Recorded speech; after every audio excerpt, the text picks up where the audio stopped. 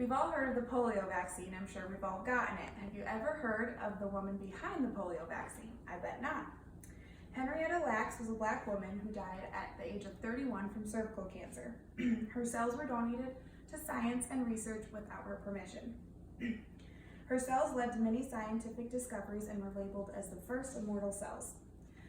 Her cells are still being used to learn about and fight diseases. After all my research and reading a book titled The Immortal Life of Henrietta Lacks by Rebecca Skloot, I've learned so much, even though what we know about Henrietta Lacks is incomplete. There's much to learn about a woman who unknowingly and perhaps unwillingly donated her body to science, which in turn changed science forever. Henrietta Lacks was born Loretta Pleasant on August 1st, 1920. She was born in a time of segregation and racism. Her mom died during childbirth of her 10th child, and Henrietta was 4, and she was sent to live with her grandfather, Tommy Lacks, in Virginia. She had a 7th grade education and worked as a tobacco farmer. She grew up with many cousins. One of them she ended up marrying, David Lacks. They had 5 children together, 2 of them before she was married. Her eldest child she had when she was only 14 years old.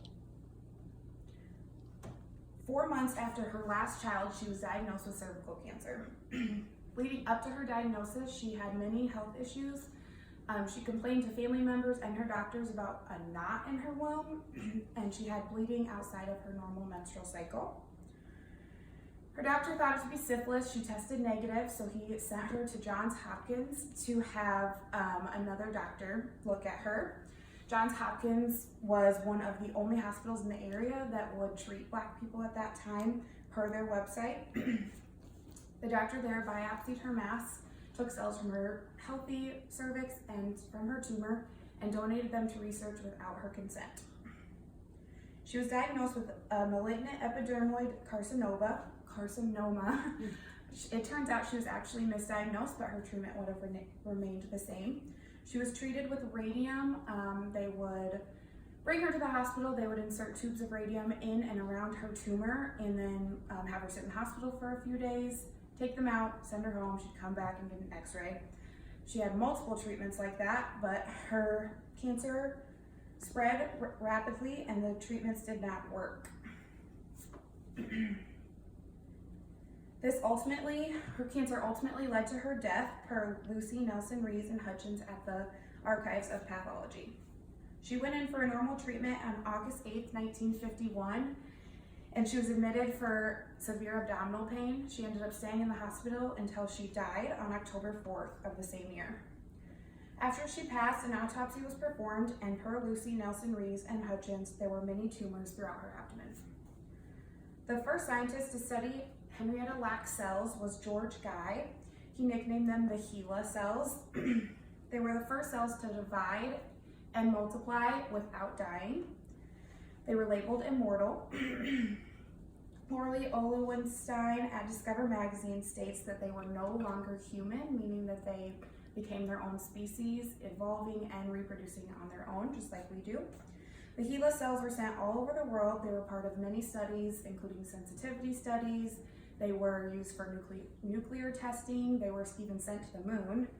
They helped us understand cancer research and HIV and AIDS, and they're still being used today to discover tumor treating medicines and to help us understand viruses. And most commonly known, her cells were the basis of the polio vaccine.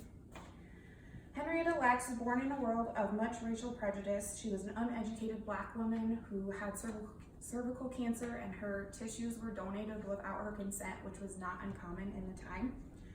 She was unaware of the research, and ethically they shouldn't have been used, but we should all be thankful to her for her contribution, because without her we would have less scientific understanding and discoveries. Her family wasn't even aware that her cells were used until several years after they were published, and according to Carl Zimmer at the New York Times, they only recently gave approval for her cells to be used. She's finally receiving the credit that she deserved, and at the Johns Hopkins University, there's a building going up in her name for her honor, according to the hub there at Johns Hopkins. And a foundation was built in her name to help those who also donated their bodies and cells without their permission to receive the benefits they should have been getting all along.